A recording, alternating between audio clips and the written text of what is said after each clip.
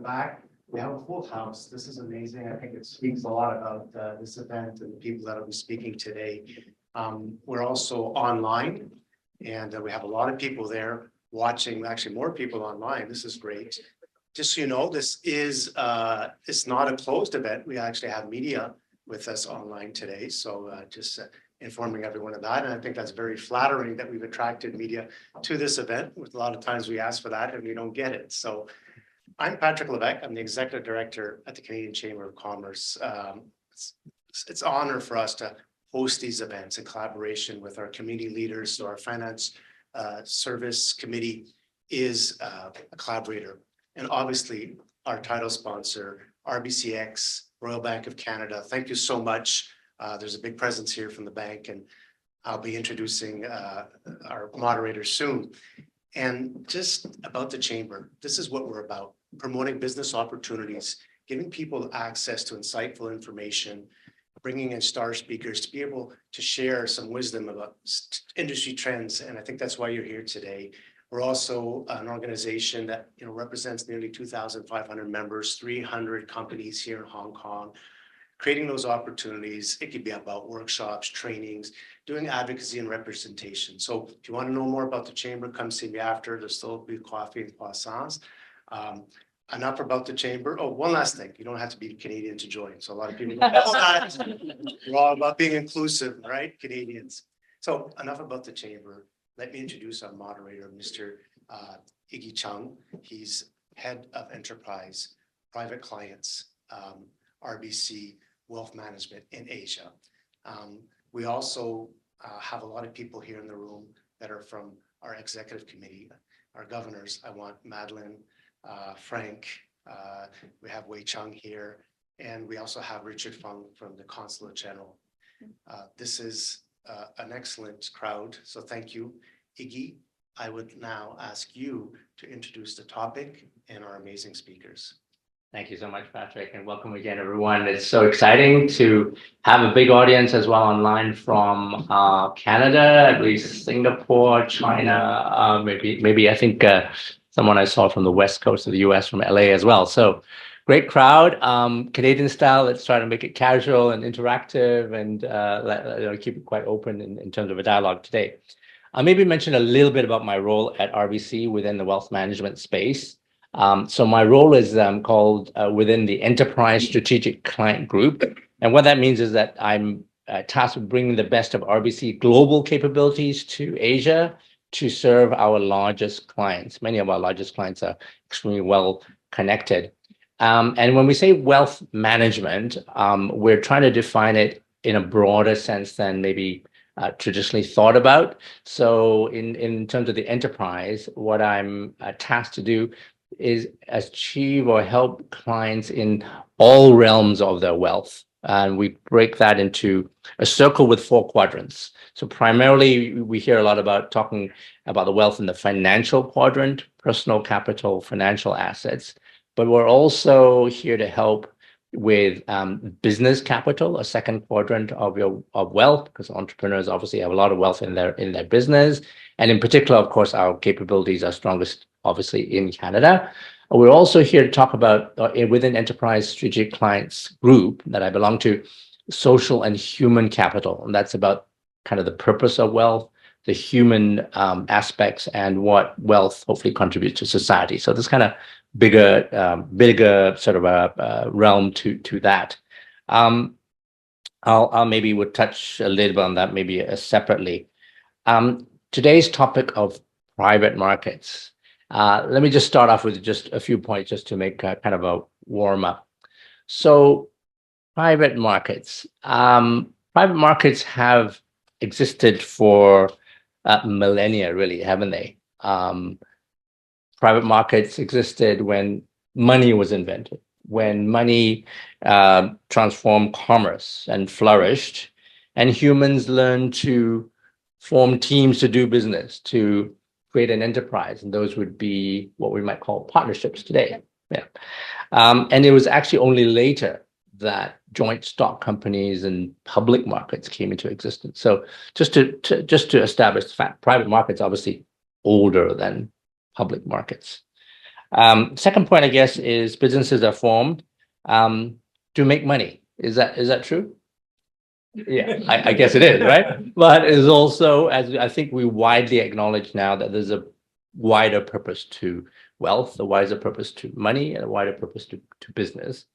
And I think that is important for us to recognize in terms of why we do the work that we do, I think.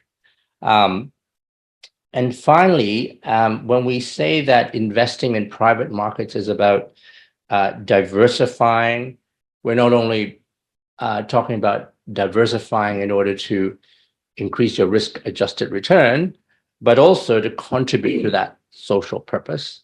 And in the context of Canada in particular, I think one of the reasons we were going to focus mostly on venture capital is the creation of that economic value, the creation of exciting new technology, and the contribution to social purpose. I think that's kind of a context I wanted to try and set for today. And in preparing for this, when we were talking, Lydia and I and Ian, we realized that it's a huge scope if we talk about private markets. So with your permission, we're going to narrow it to venture capital. And of course, we're going to focus on Canada for kind of obvious reasons. But if there are questions on, anything else other than venture, of course, Lydia and Ian are eminently qualified to deal with that.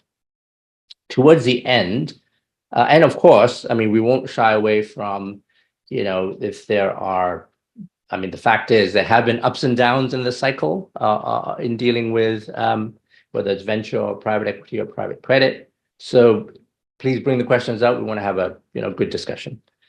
Finally, towards the end, we'll bring in some thoughts, and I might invite an additional friend to say a few words about this. Additional thoughts about the unique positioning of Hong Kong. And of course, that's where we are, and the Canadian Chamber of Commerce in Hong Kong plays a role in bridging the capital formation in Hong Kong with technology, ideas, and innovation in Canada. So hopefully that is that kind of purpose as well. On to the house rules, if I may. First, to bear in mind, as Patrick mentioned, it's a session that you cannot call it closed door. In addition, the session is being video recorded, so hopefully more people will see it in future later. But nonetheless, encourage questions. This is deliberately, I know it's a bit cozy, but it was deliberately meant to be a small group so that we could have discussions, as I said. And I also know, fortunate enough to know a number of you in the room who have been very successful investors for decades in this space. So feel free to contribute as well. And maybe a point of clarification. So today's session is for general education only about a financial topic. We're not recommending any financial product.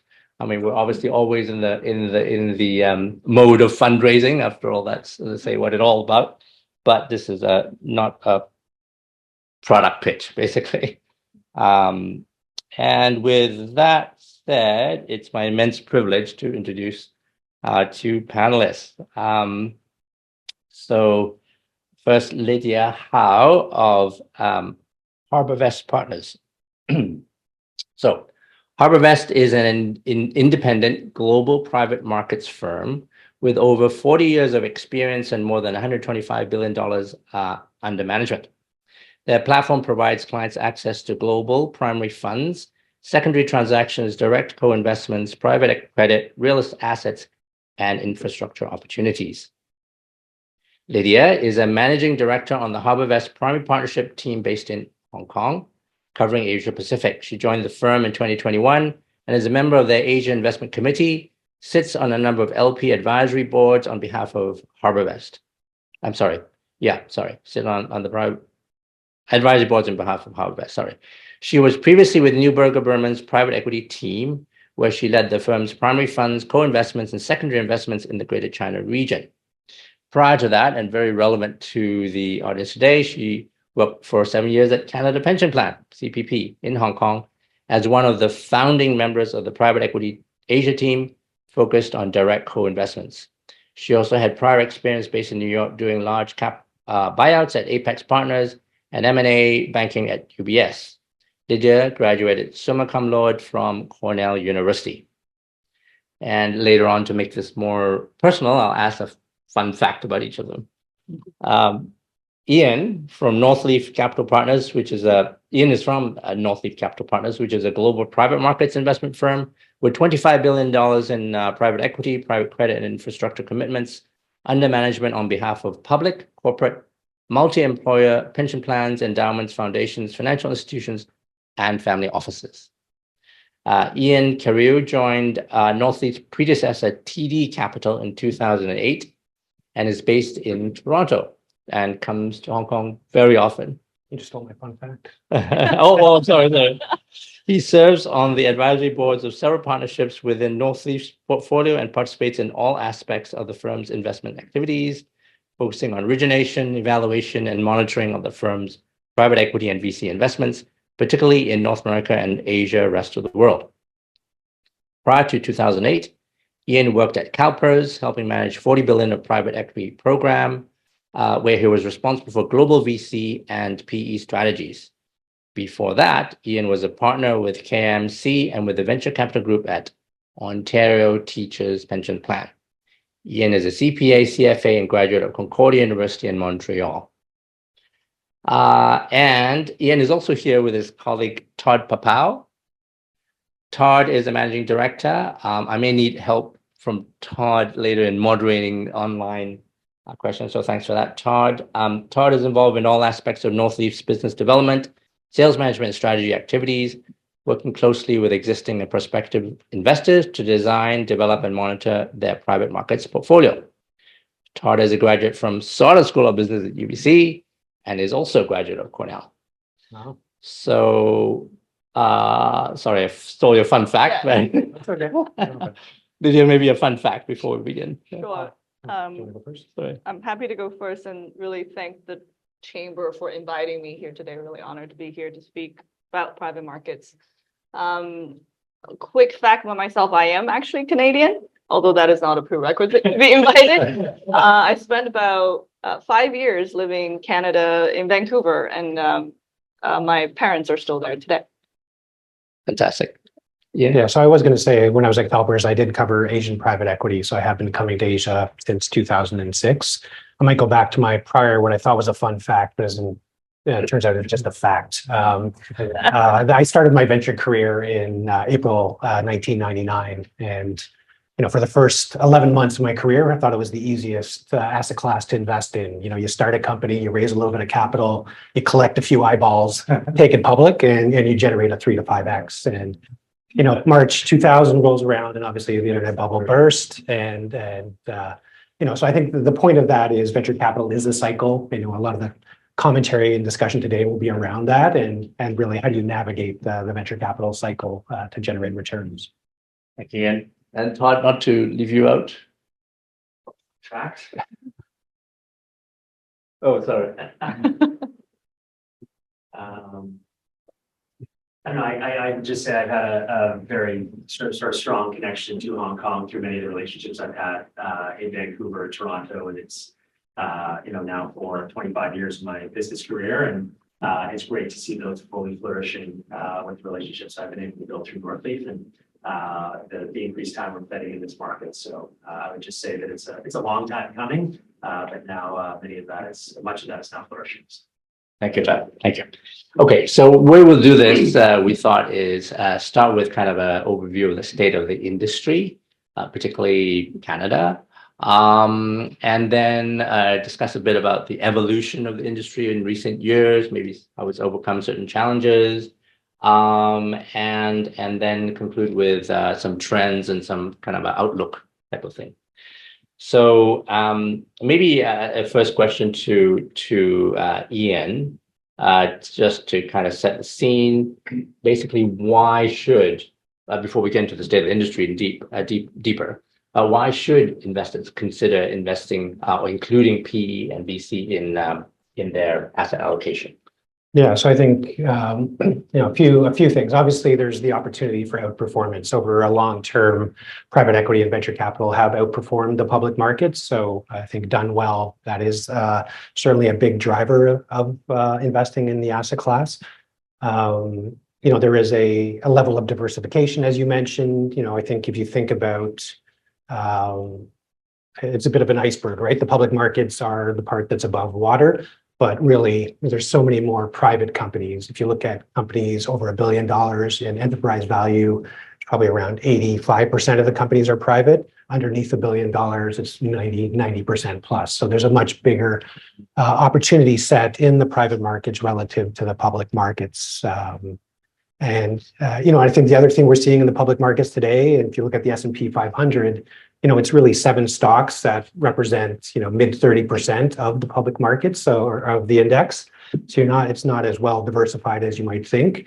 And if you look, even though the S&P has had a very strong year-to-date performance, over 30% of that has just been driven by NVIDIA's stock performance. So again, it's not you think it's a 500 stock index, it's really narrowly driven. So the ability to invest in the private markets obviously just opens the aperture of the type of exposure you can build into the portfolio. And then maybe one other point is what we've seen in the venture capital market specifically over the last number of years is companies are staying private longer. A great example would be Shopify, which is the best exit tech story in Canada. That was a company that had its IPO at $1.3 billion market cap. That company peaked at a $200 billion market cap. So a lot of that value creation was captured in the public markets. If you look at what's happening today, a lot of companies are staying private, 10, 20, $100 billion. So again, investors, if you're only a public markets investor, you're not getting access to that significant amount of growth. So again, another reason why you might want to consider an allocation to venture capital specifically. Super, thank you. And then maybe Lydia, what are some of the challenges investors face in investing in the VC asset class? Sure. So just to set the context a little bit, HarborVest, we're a global firm, so we invest in VC, including in Canada, but also in the US and Europe, as well as in Asia.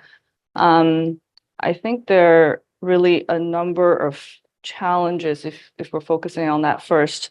Number one, I think for investors, especially who are not familiar with startups, it's hard to select assets to begin with, right? These are high risk startup companies, sometimes just an idea and a business plan at the C stage.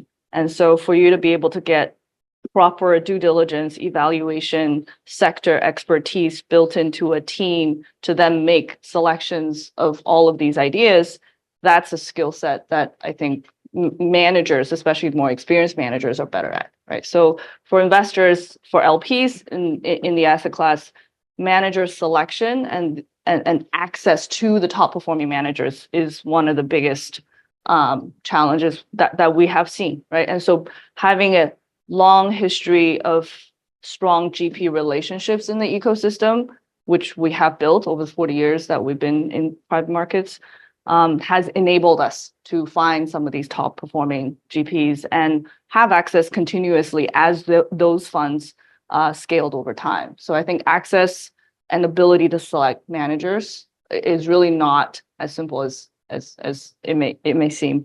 I think the other one I would just mention is the return dispersion of venture, right? Versus perhaps buyouts, and we can talk a bit about private credit and infrastructure, right, as well, because those are growth areas in the private markets that we have seen the last decade or so. Venture capital really has the widest dispersion of returns, and so you do run the risk of underperformance, right? If you don't have the experience, you don't have the right teams, especially global teams, to be able to regionally allocate as well as by asset class. Fantastic. And as I was preparing for this, I was reflecting also on how much work it really is. It is really a lot of work compared to public market investing. You kind of feel like you read a few analyst reports and then you feel like you know the company, and so you invest quite confidently, right? It's not like that in private markets. No, I think I'd echo Lydia's comments around, it's the discovery of finding those high potential managers. And like you said, like if you're not investing in the top quartile managers in VC, you're really not getting compensated for the risk that you're taking on, given that return dispersion.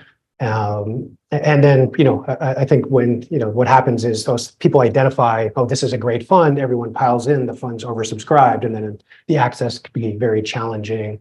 And then the other thing I'd add to that is also just around portfolio construction. And it's, you can't just make one commitment and then, there's long-term relationships. GPs are looking for that persistent capital. So it's very hard to say, oh, I'm investing in fund 2, I'm going to take a fund 3 or fund 4 off and then try and come back, because they're not going to let you back in. So you need to have sort of a deployment schedule where you allocate your capital across vintages, one from a diversification standpoint, because, any single vintage might not be that attractive. And we can talk about, some what's going on in the market a little bit later. So you really need to have this framework and approach that you allocate over time to build both a diversified portfolio as well as maintain your core relationships, so that you don't have to keep rediscovering new funds. I think the work comes, when you were saying this question, I was reflecting on why there's so much work. I think information asymmetry is the biggest difference, right, between public versus private investing. There is no analyst report that you can read on a Klein and Perkins fund or a benchmark in the US, right? So you need to have built that relationship to have access to that private information, to have access to understand their strategy, their teams, meet the teams, right? For my team, an average due diligence on a fund globally, it's quite consistent, is at least 2 to 3 months process, right? So we don't just spend a week and write a check. Got it. Great. So now when we think about VC and we talk to, potential investors, Hong Kong or elsewhere, the natural thing is talking about Silicon Valley and the US. But since we are Cham, we're focusing on Canada. How relevant, Ian, is the Canadian VC ecosystem? Well, since that's my livelihood, I'm going to say it's extremely relevant to investors. But maybe I'll share a few facts around. I mean, most people may not appreciate the evolution of the Canadian venture capital ecosystem. I think historically, people would think about North America as a single block, and most of the attention would go to the U.S. market. But I'd say over the last 5-8 years, really, Canada started to emerge as a distinct geography to invest in.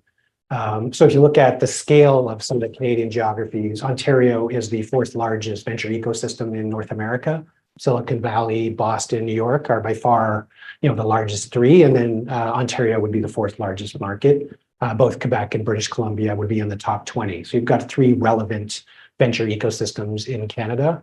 I'd say the other, data point is about half of the capital that's invested in the Canadian ecosystem is coming from investors outside of Canada, primarily from US GPs. Again, they have a deep home market. They could invest all their capital there if they wanted to, but they see a differentiated opportunity in Canada, and that's been a big driver of the growth of the overall venture ecosystem.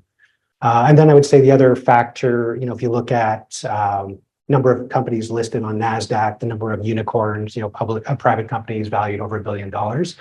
Again, you would have the US, China, India as the top 3, and then Canada would be in the next group. Most people would point to Israel as a smaller geography that outperforms in terms of venture, but Canada is basically in line with Israel in terms of companies listed on the NASDAQ and unicorns created. So those are a few facts, again, pointing to the evolution of the Canadian market and sort of the attractiveness of the geography.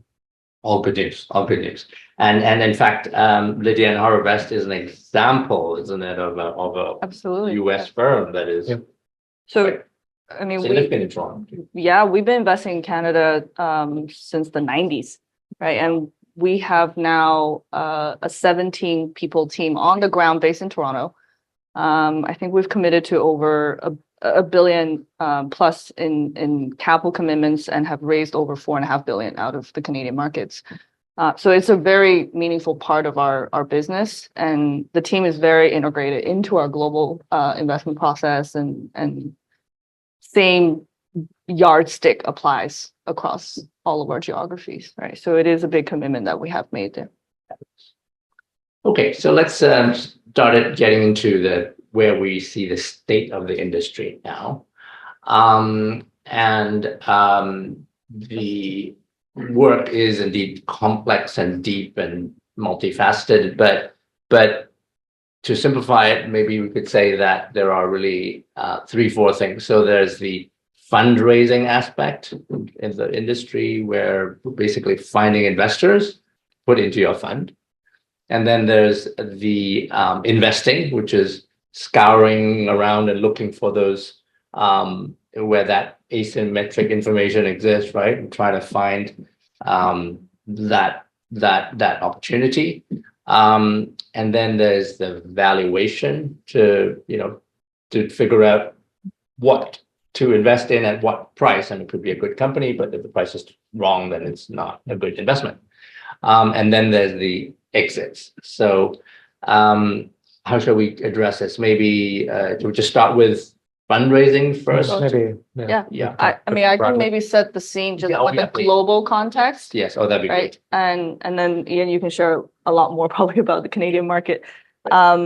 So, just at the very, very high level, global private market fundraising. So this includes venture, buyouts, growth equity, as well as infrastructure private credit. That was about $920 billion raised in 2023. And that was already off of a peak of 1.2 trillion in 2021. So this is a massive global industry, right? And if you break that down a little bit further across the different strategies, you have about 40% in buyouts, so control-oriented buyouts, 25% in venture/growth equity, and then 22% in private credit, and the remainder is infrastructure, right? So that just very broadly sets the context of what the market looks like today, globally.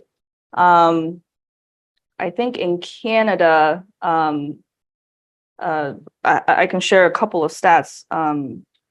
There are over 17 billion of investments that occurred in 2023, right? And at least we tracked about 1,300 transactions across buyouts and venture, right? So we can talk a bit more about that venture subset, but that's roughly the breakdown in terms of activity recently.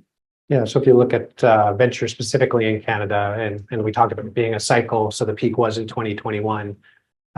So funds in Canada raised 15.7 billion in 2021. That declined to 10 billion in 2022, and then in 2023 that number was 7 billion, or just under 7 billion. So about half, declined by about half over the 2 years.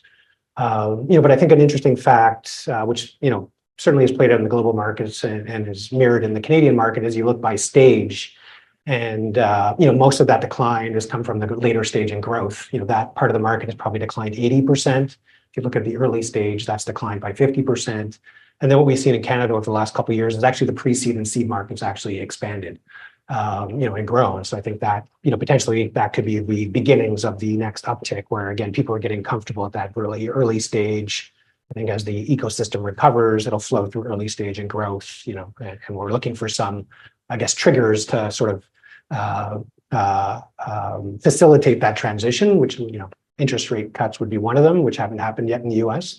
But that is one factor that will drive I think this resurgence in the cycle. But again, we see some shoots starting in the pre-seed and seed end of the market. I think it would be similar kind of in the global or U.S. market for sure. Did anyone want to add something? Yeah, I was just going to add from a market trend perspective, there's certainly LPs flocking to high quality GP. So this flight to quality has happened really since 2021. And so you are actually seeing this bifurcated fundraising market where the highly oversubscribed, very well track record teams are raising larger funds. They're still getting to oversubscribed status, right? And very quickly you that falls off, right? And there's a long tail of funds that are in the market for much longer, right? I think average fundraising time has gone from about 12, 18 months to now 20, 22 months plus on average, right? But that doesn't go to the top access constrained venture managers, for example. And then also the managers are becoming more disciplined on fund size, right? And so, Well, I don't know, I think it's being forced on them. yes, and because I think deployment has slowed in the last 2 to 3 years, so they're realizing, hey, I need to make sure my returns continue to outperform the market. And so what is the right size and therefore what is the right size of team that I should have on ground, right? So some of that rationalization within the minds of the GPs as well as across the market players is happening in the last 2 to 3 years, which us as an LP view as a very healthy. Yeah, I would add just on that. That was a great point. I'd say I just completed raising 2 funds, and we got it done. We hit our targets, but it was much more difficult, probably the most difficult fundraising in the last 15 or 16 years. And that is playing out in the GP market in Canada. I would say, generally the Canadian market, the Canadian venture market is an emerging market. It's certainly, a generation behind the US market in terms of evolution. And because of that, same phenomena, there's a few funds that have the right cachet that they'll get done quickly. But most other funds are struggling. They'll either end up short of their target or they're not going to get their fund raised at all. And that'll particularly impact those first-time managers. So I think we'll see some attrition in the ecosystem because of that, which again is how I think is healthy, right? You kind of, we've been through a period where there was just excess of capital in the ecosystem, which created a lot of bad behavior. So I think we're in a much more rational part of the curve. Yeah, on that point about excess capital, we can move on to maybe the next stage of this. Went through a period when there was, everyone was talking about just too much capital chasing too few deals. And so now, in the investing stage, how things change, what's the state of the industry in terms of investing? Yeah, I think I might have made some of those comments already, kind of mixed them up with a little bit with the fundraising. So I think it is like the market has contracted very significantly. I think the biggest thing has happened, obviously in 2021, capital was essentially free. People, raised huge funds, they plowed them into these opportunities, and the efficiency of these businesses was extremely poor. I think in the current environment, GPs are much more careful with their capital. They're looking for product market fit. They're looking to see the appropriate financial metrics before they start to spend significantly on sales and marketing. So I think that is, being a big shift in the market today, where there is a much more rational perspective on these businesses. I think the interesting part is when the cycle turns. When do people start to turn on? Because again, at some point things are going to turn around here, and venture is an optimist game. You can't be a venture capitalist without being an optimist. Mm-hmm. So I think, once we start to see some of the momentum come back, we will, again, we'll be in another upcycle, whether it's 2 years, 3 years, whatever period, no one really knows. But I think that'll be a really interesting, the transitions between the different parts of the cycle are kind of the most difficult to navigate for the GPs. Maybe I'll just add more broadly across venture and buyouts. We're actually seeing a bit more resilience in that lower mid-market to mid-market buyout space in the US, especially with companies being private longer, and GPs, actually a lot of them are doing take privates as well. And spending more time on portfolio management through bolt-on acquisitions, right? Through revenue product line realignment and revenue generating value creation initiatives, which generally take much longer to come. But I think GPs are building these teams within their own institutions to focus on these aspects of buyout investing. And then on the venture side, again, resilience we're seeing in the seed stage across North America, including Canada. And early stage kind of Series A, Series B rounds done at much better valuation level. So it's a nice segue to kind of that valuation question you asked earlier. Yeah. I've reviewed some of our internal data. I think from peak levels in 2021 to today, C stage rounds are still done at that, call it 5 to 10 million pre-money valuation range in North America, right? maybe slight uptick depending on the sector play, right? AI is a very hot topic. We can talk a lot about that a little bit later. And also, things around the picks and shovel tools and applications that you put into the infrastructure layer within AI. So that might be one that is dragging up the average, but by and large, the median evaluations in early stage has stuck. It hasn't changed too much. The biggest drop off, as Ian mentioned, is in that later stage large cap growth rounds, right? And those funds that we have invested in, right? Many of these venture funds are raised in tandem. So they're called like full stack managers today. They have a venture sleeve, a growth sleeve, expansion sleeve, right? Or late stage growth sleeve. And those later stage funds are deploying much slower as a result, right? But I think getting these companies at much better valuations, right? Some of them are more than 50, 60% lower priced on average than 2021 levels, is a positive sign for the LPs in those funds are investing today. Which hopefully would be going back to your point about optimism, good time to then be investing. But anything you want to add, Ian, on valuations in terms of Canada? Anything different? No, I think the trends are the same, but I would pick up on the comment around AI, like the valuation is still outlandish or very strong in that sector. Like we had one example, one of our fund managers, they did a seed round in an AI native company. I think they did it around $100 million pre-money, which is, again, seed is very, but then within 6 months, they did a follow-on round at a $500 million valuation. So, again, I think it's part of the frenzy around AI. And a lot of these companies have, because of the compute power required to train models, like you just need big pools of capital, which drive larger valuations. So, I'd say that is one sector that is operating differently in this environment relative to the remainder of sectors. Yeah. Okay, I'm just checking if there's any questions, maybe if from the online side, and then please, anyone here in the room, please. But Todd? Ian, you touched on interest rates and the effect that's having on the markets on the whole, and when we're going to see sort of an opening on the exit side. But just a question on trends in buyouts in particular, and how much that is affecting private equity activity with higher interest rates, and if we're starting to see that increase with anticipation of rates dropping. Lydia, do you want Yeah, for both. to answer that? Sure. So I think it is definitely affected. The higher interest rate is affecting larger cap buyout transactions because the amount of financing that's required is just much larger.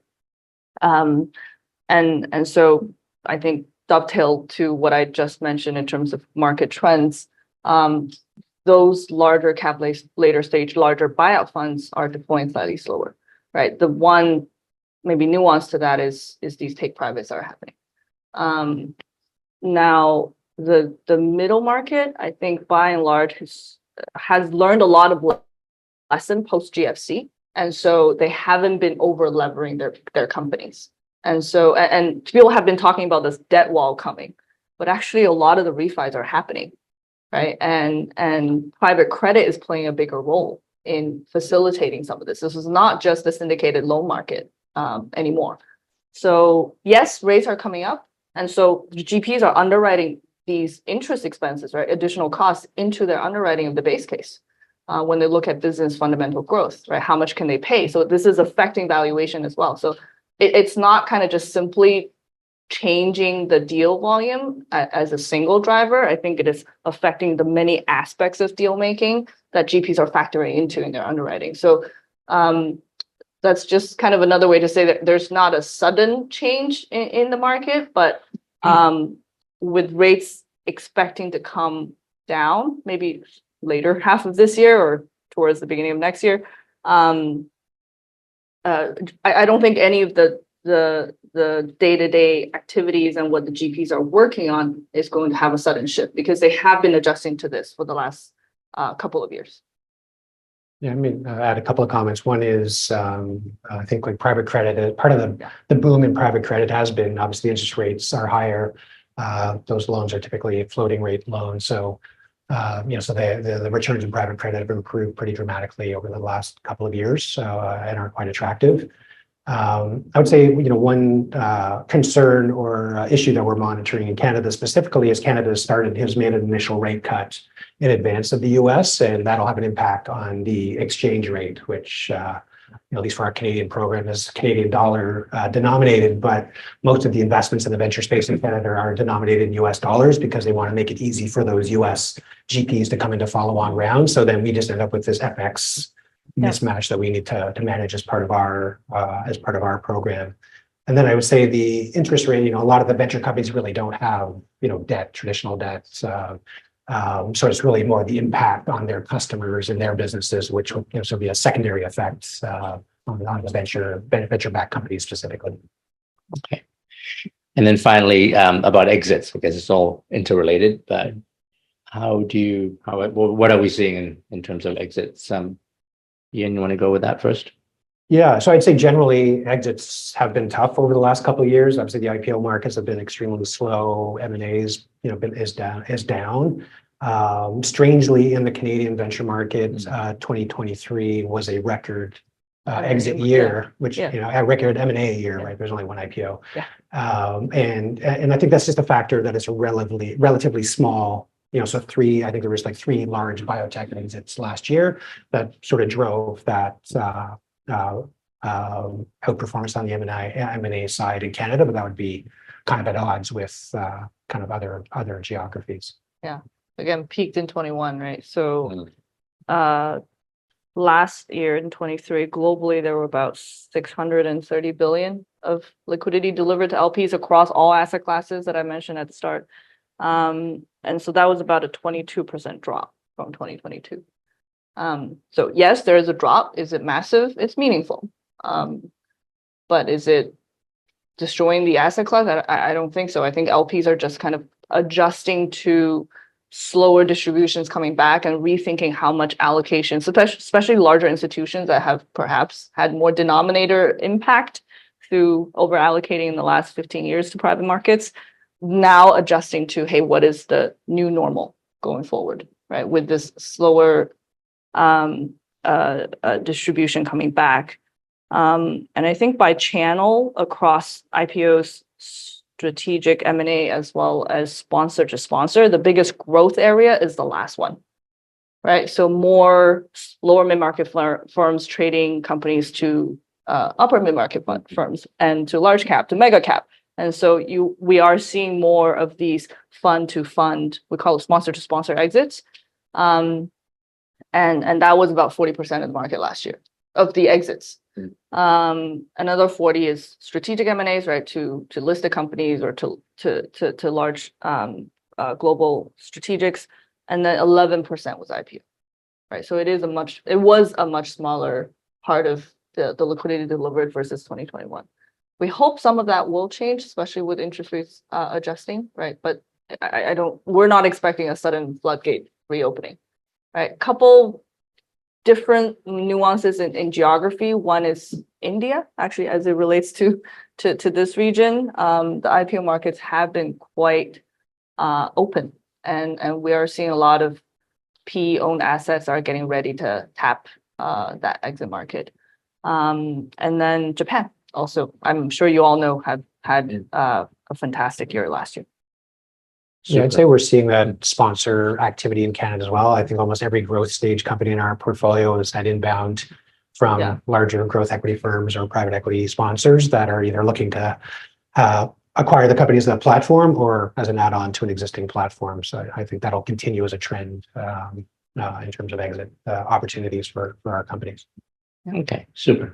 So just in terms of time check, we're at just about 10 o'clock. So 15 minutes, 30 minutes more.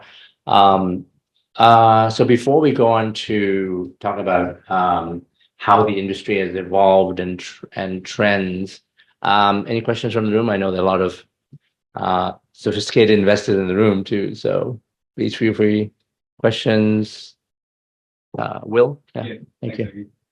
Hi, my name is Will. So I'm trying to keep the question being content driven. So the proposed changes in the capital gains tax rate, what has the reception been like amongst fellow cohort of LTs, GPs? Extremely poor. Extremely poorly received. So, I think one of the conversations in Canada is around productivity and Canada lagging in terms of productivity gains. And, and I would say this is just another factor. It's difficult to start a company, grow a company. And then if you sort of make it less lucrative for the people doing that, then, that is just another factor to consider. So, whether it actually changes behavior or not, we'll see. But there's certainly a lot of grumbling, a lot of lobbying, a lot of discussion around it, just because of that, potential impact. So we'll see. I think it'll take time to play out and see. But if you're based in Toronto, your family's there, you're thinking about starting a company, and you're starting a seed stage company, your exit's 10 years away. How important? Where does capital gains fit in sort of your priorities of where you start and grow your company? So. Again, we'll see, but for sure, a lot of grumbling, a lot of discussion there. It's every cocktail or coffee you go to, people are certainly talking about it, but unclear what the implications to the ecosystem will be over time. And again, that rate has changed over time, right? It's not like it's been up, it's been down. So we'll see how that transitions over time. Time will tell, eh? In addition to all the challenges you already mentioned, one other very big risk of investment portfolio is the long investment period. Yes. With virtually no liquidity during this period. Now, I like to understand from your angle as a advisor angle. Do you see that it's a risk at all? And if it is, how do you actually manage it? Or is there anything you can do to manage it, or just have to take it as it is a risk? I'm happy to give Sorry. the initial views. So I think as it relates to venture capital, your statement is absolutely right. The lockup here is long. It's 10+2, generally speaking, for these funds.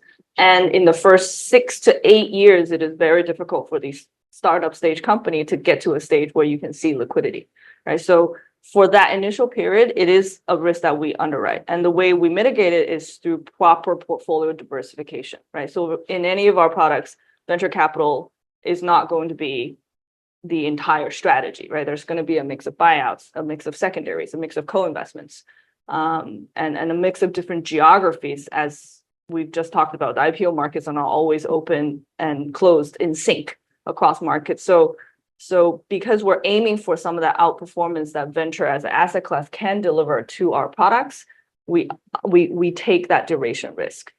As a way to manage it, I can talk about it a little bit later, but the advent of GP-led secondaries is now starting to, not in a big way, but starting to address the venture capital market as well, right? So some of these staying private longer, companies building to large unicorn stage in the private context, these companies are valuable, and there are now secondary players, including Harbor West, that can take a portfolio of these assets and move it into a different vehicle, providing the initial capital LPs providers an exit, right? An early liquidity event. While preserving the GP's capabilities to manage these companies for longer and drive it to a even greater outcome over the next phase of the continuation vehicle. So there are some innovation in the market that I think is helping to solve this issue that you're asking, but it's the right question. Yeah, and we do it within our venture fund. We try to do that a little bit where we mix seed, early stage, and growth. So there's obviously different. Even though the overall exit markets have been soft, those have different timelines, and hopefully those growth stage investments mature a little bit earlier. You can have some realizations and distributions while the seed early stage takes longer to mature. In our portfolios, we use our co-investment allocation to focus on growth stage companies because those will mature more quickly. We can make distributions back to our LPs while that fund of funds component takes longer to mature. And then I would, picking up on the secondary comment, when I started, you could not, as an investor in a company, you could not do a secondary. You would be blacklisted. The founders would be, oh, you're not a supportive investor. Your syndicate partners would be, oh, you're not a good syndicate partner. You'd effectively get blacklisted from doing deals. I'd say that's evolved now, where secondary has become a much more useful portfolio management tool, both for LPs that need to, a lot of these large pension plans are selling off, funds 2 and 3 to make commitments to fund 5 or something like that. Again, historically, that wouldn't have been well received by the GPs. But now they're all more focused on getting the capital for their new fund. So they're, much more receptive to that. So I'd say, again, we were jumping into a little bit of the trends, but, the evolution and maturity of the secondary market has been a really big, and like we do the same, a lot of fund secondaries, a lot of GP-led transactions, and help provide some of that liquidity to investors. Yep. Okay. So moving on then just into evolution, you touched on it a bit, Lydia, already, but what are the other areas in which the industry has evolved? There's been concerns about lack of transparency, any other, how has the industry adapted to criticisms of the industry, perhaps? Anything like that? So besides secondaries, In addition to, especially the GP-led market, I think has really taken off in the last 3 to 4 years. And that's really across the different asset classes, from venture to growth to buyouts to even infrastructure secondaries. Right? We're seeing some of that play out through our pipeline. And there's a really clear supply-demand imbalance because of the slowdown in organic exits. Let's call it organic exits. And so GPs are now thinking very carefully about how they both deliver realized returns to LPs, but also hold on to their best companies. So that's kind of why I think this market has expanded so much.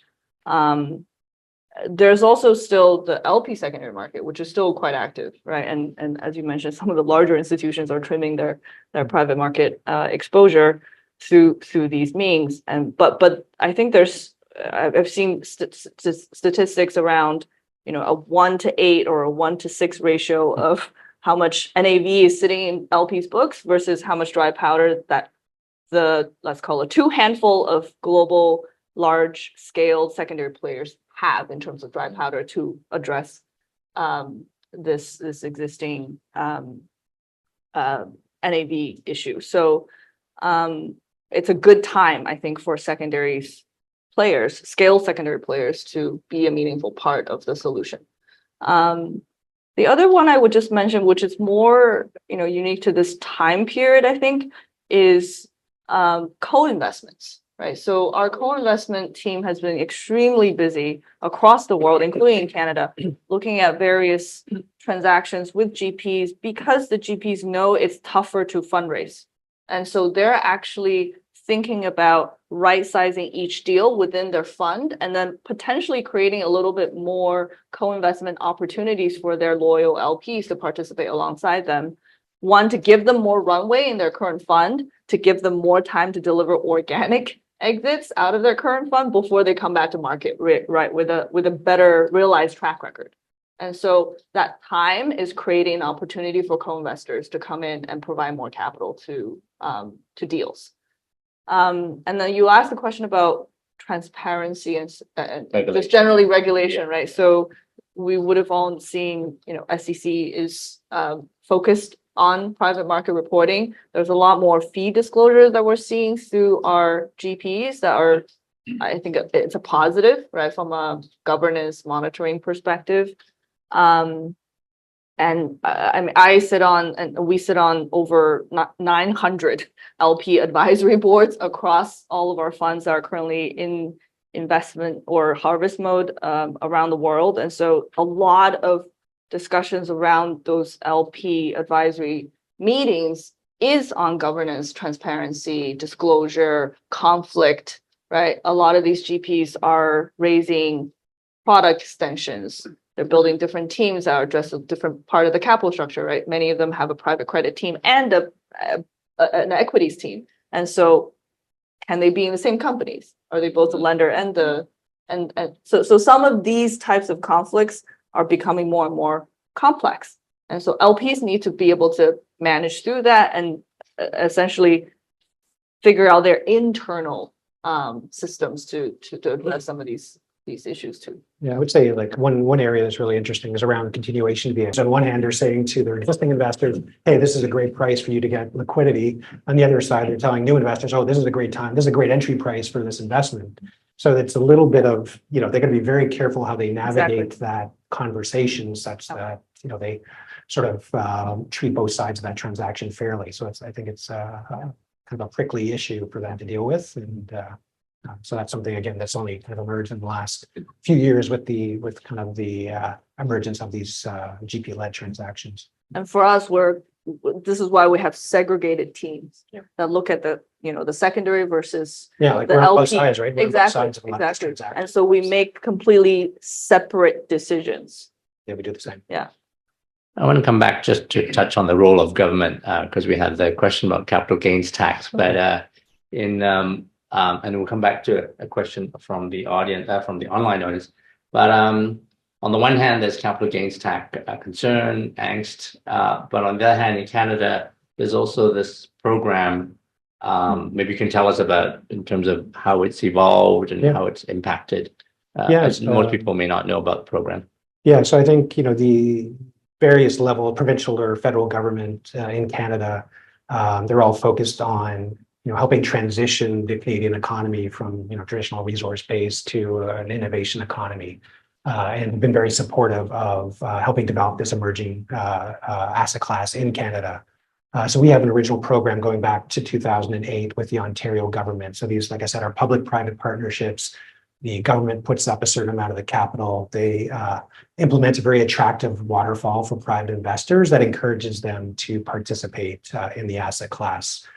So we did that with Ontario back in 2008. That was sort of a model or a precursor to a federal program that was launched in 2014, both ourselves and ArborVest, plus a couple other players. They run an RFP process. Well, they announced this program in the federal budget. They run an RFP process, selection process. So basically, we are collectively on our third federal iteration. So started in 2014, again in 2018, and we're kind of in process with our most current iteration. And again, it's the government's way to get leverage on their capital. So in the current iteration, the federal government puts up 25% of the capital in these funds. We raise 75% from private investors. And like I said, the waterfall prioritizes returns back to private investors, which delivers them a really great experience.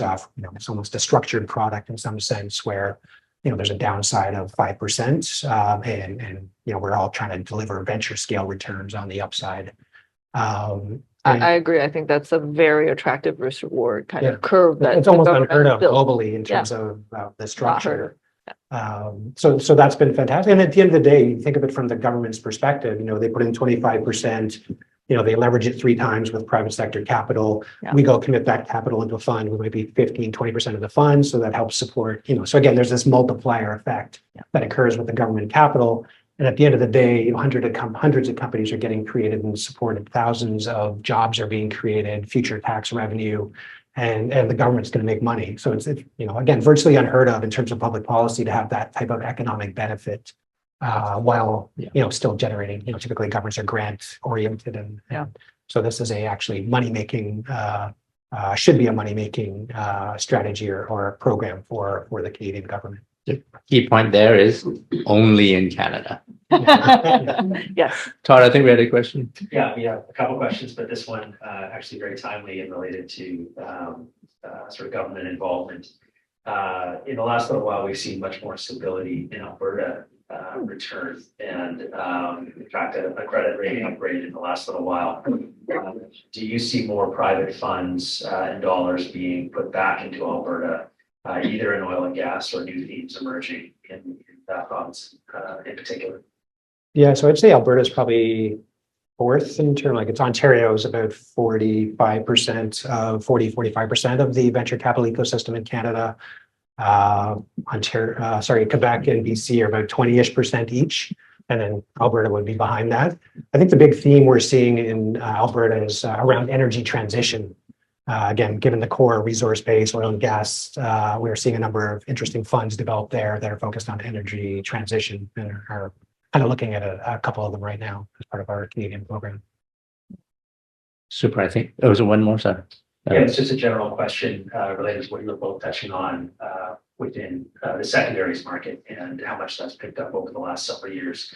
So you talked about it more from the investor or fund side. Maybe both you could comment on how that's been drawing more capital from the investor side as a de-risked way to enter private markets over the last several years. Sure.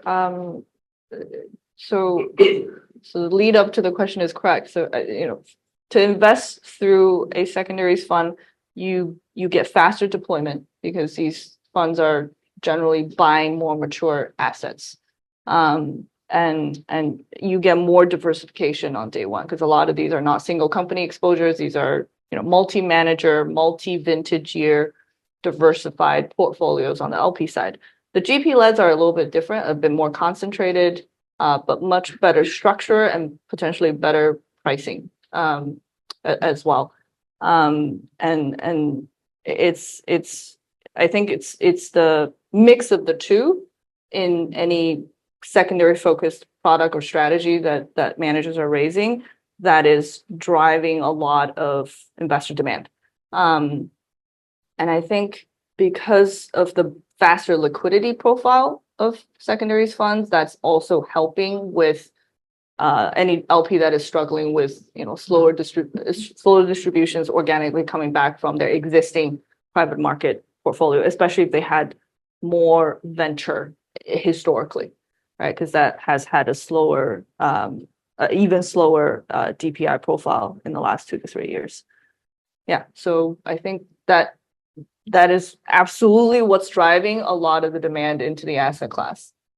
Yeah, and I would maybe add a couple of things. I think the first wave of the continuation vehicle or GP-led activity was really around single company exposure, and I think investors sort of had their fill of single company exposure, and then it's moved to more multi-asset CVs. So that has been one trend that's evolved there. And I think the other interesting thing is just the impact on companies and why they how it helps the companies themselves to have this secondary activity. Given the long timelines, how long these companies are staying private, the number of rounds that these companies raise, you've got investors with different timelines, different entry valuations. So when it comes time to exit, you've got different perspectives. The growth stage investors like, oh, we got to go longer. I need to get my multiple. The early guys are, I'm already got a great multiple. I'm happy to sell now. So what we see, a lot of these secondary transactions are helping clean up the cap table, take out a lot of those earlier investors in the company and get alignment around timeline and exit valuation. So that takes a lot of that kind of friction out of these companies. So it is a benefit to the companies as well to see some of that secondary activity.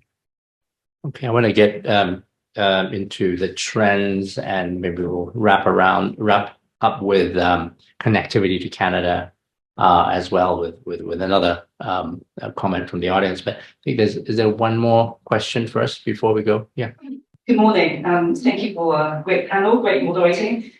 So when FTX went under, I was fascinated to see that they had a board of 3, all of which were insiders. But that didn't stop some very established investors from giving them hundreds of millions of dollars. So I'm curious to know what your approach to governance is. What are the red flags and green flags you'll be looking for in your portfolio companies, and whether there's a differentiation in your approach between private equity and private credit? Thank you. I don't cover private credit, so I wouldn't have any perspective there. I don't know if you do. I mean, generally, the board composition between a venture-backed company and which FTX was, right, versus a buyout control-oriented business is very different. The buyout side, the GP owns most of the time 100%, but sometimes between 51 to 100% of the economic interest. So they can actually appoint their own team members onto the board. But what we would like to see in these board setups is enough independence that are not GP affiliates, right? It's not just the lawyer that worked on the transaction or the accountant that worked on the transaction. So finding the right board member to have proper board level discussions is really, really important. So A lot of that work is done by the GP, but we do as an LP get information disclosure from the GP on board composition. And very often, if we are participating in the co-investment as a significant equity provider, then we could also appoint our team members onto the board. So I think that the buyout board composition governance has generally worked out pretty well for us. We haven't seen a lot of issues. On the venture side, it is very different because the cap table could be filled with, seed, Series A, Series B, Series C, lead investors on the table. Some of them are friendly with one another, some of them not friendly with one another. And very often they're clamoring for allocation if it's a very hot deal. And so they could be just friendly to the founding team. And that's probably where some of the issues can occur, right? As LPs or as GPs, it's tough for them to influence the ultimate appointment decisions, but other than to put themselves on the board, right, and act in the best interest of the fund and the LPs. Yeah, I'd say the venture syndicate model is particularly challenged in this type of environment. Because again, the private equity guys control the company, they can dictate what happens, whereas in the venture companies, it's consensus. And so, when you have to make decisions, it just takes longer to affect some of those changes in venture-backed companies. And we're definitely seeing some of that occur in the current environment. And even if you look at governance, like a seed stage company, a lot of them won't have a board, right? It's just too small. You might have some advisors. You're obviously the venture investors are very close to the company, but they wouldn't even have a formal governance structure at that point. So I think there is that balance of, you want to be entrepreneur friendly, but where's that line? A lot of times these entrepreneurs have, maybe super majority voting class, or they control the common shares. So they have a lot of power as an individual, even though the companies have raised significant amounts of capital. So I think, the venture model works well in an up market, or works extremely well in an up market. It's a little more challenged kind of when the market is sideways or down. Okay. I think we'll wrap it. There's nothing else on trends, and I'll just move on to just a kind of a bit of role of Hong Kong and all this as well. Yeah. Is that okay? Sure. Yeah. So I'm just going to invite Alex Wong. Alex, thank you for this. So Alex, if you could introduce yourself and just tell us a little bit about what's happening in Hong Kong. Well, I'm specifically invited to talk about a project that I'm involved in, rather than the global situation in Hong Kong. I'm invited to talk about a group called Deep Tech Lab. We have the first cohort of graduating companies of 8 companies. The graduation was held last week. It was evolved from 15 companies, which started at the beginning of the year. So how am I involved in this? I'm actually an adjunct professor in the Chinese University. And my co-partner in the Entrepreneurship Center, Professor Ao, actually started this project. And I was invited to help out. And he started this project because of Canada. And that's why I'm here. There's an organization called Creative Destruction Lab, which was founded by about 10 years ago. And they now have 13 chapters around the world, including in the States, in Europe. And there are 4 chapters in Canada, in Montreal, in the Rockies, in Toronto, and Vancouver.